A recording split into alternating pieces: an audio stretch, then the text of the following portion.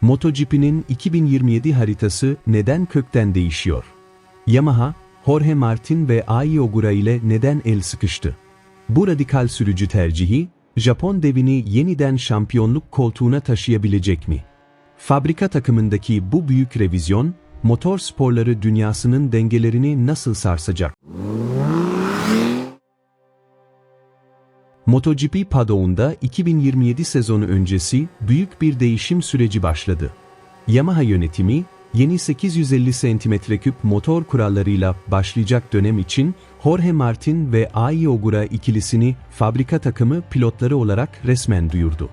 Bu hamle, Fabio Quartararo ve Alex Rins ile yolların ayrılacağını açıklayan Japon ekibinin radikal bir kadro değişimine gittiğini netleştiriyor.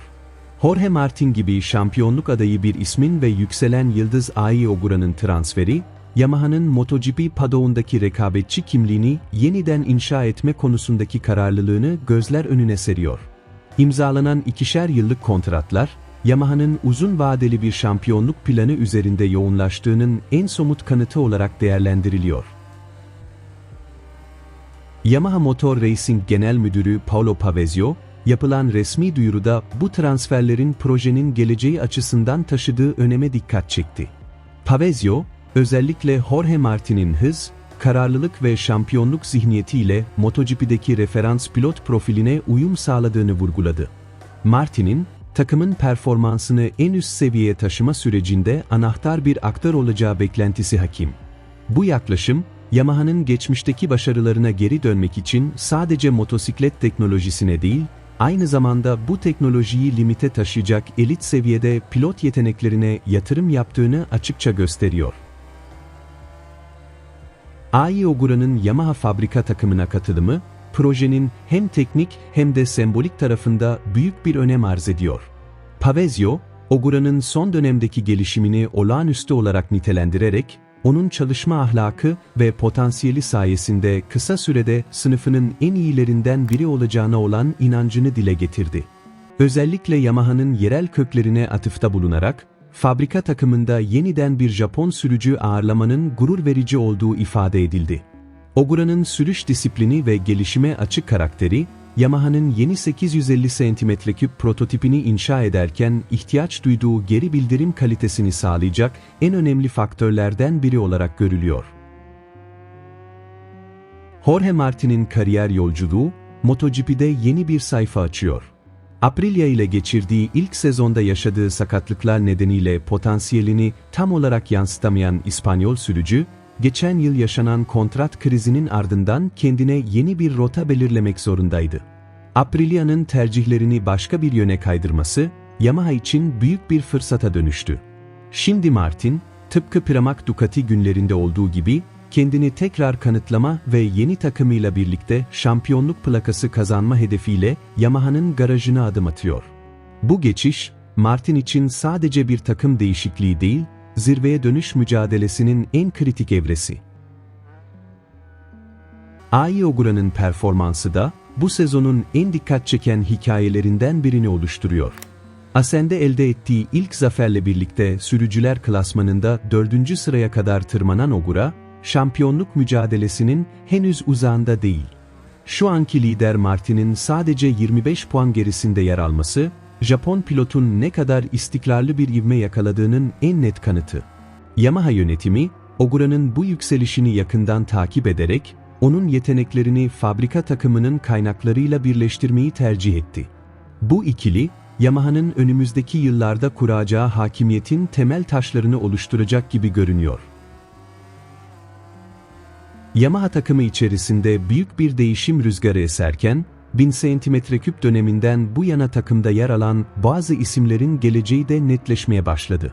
2022 yılından beri yarış zaferine ulaşamayan ve bu sezon V4 motor konseptiyle en iyi sonucu 5.likle sınırlı kalan Yamaha, 2027 ile birlikte köklü bir revizyona gidiyor. Gelen bilgilere göre, mevcut yapıdan korunması beklenen tek isim, Dünya Superbike şampiyonu temsilcimiz Toprak Razgatlıoğlu.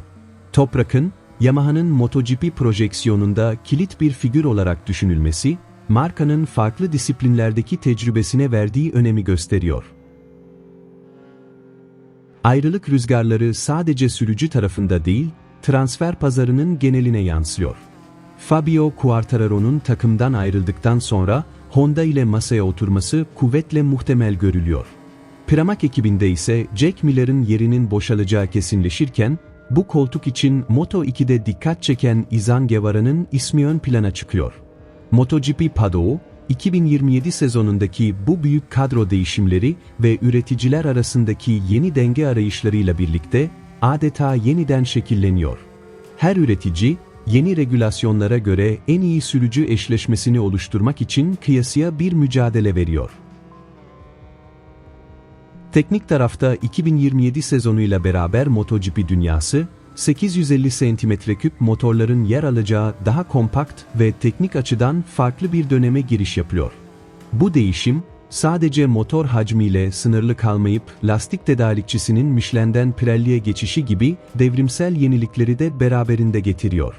Pirelli'nin lastik karakteristiği, 850 cm3 gücüyle birleştiğinde sürücülerin sürüş stillerinde köklü değişiklikler yapmasını gerektirecek. Yamaha, Martin ve Ogura gibi farklı sürüş dinamiklerine sahip isimlerle bu yeni lastik ve motor paketini en hızlı optimize eden ekip olmayı amaçlıyor.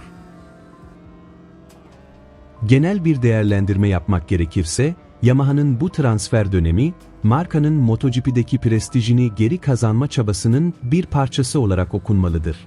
Jorge Martin'in tecrübesi ve Ai Ogura'nın dinamik potansiyeli, Yamaha'yı tekrar podyumun merkezine taşımak için birleştirildi.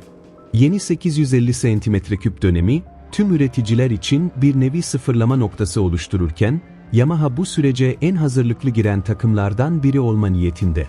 Hem pilot seçimleri hem de teknik işbirlikleriyle, Yamaha artık sadece yarışlara katılan değil, 2027 itibarıyla dünya şampiyonluğu için doğrudan aday olan bir yapıya dönüşmeyi hedefliyor. Yamaha'nın bu radikal revizyonu, MotoGP'de yeni bir çağın ayak sesleri.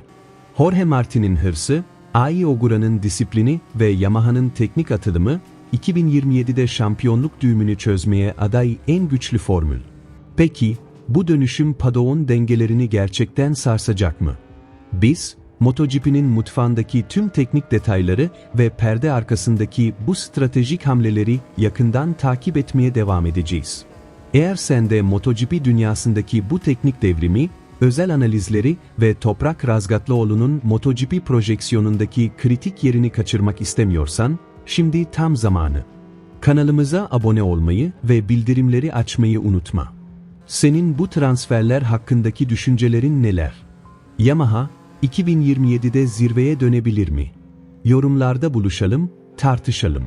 Bir sonraki analizde görüşmek üzere, takipte kal.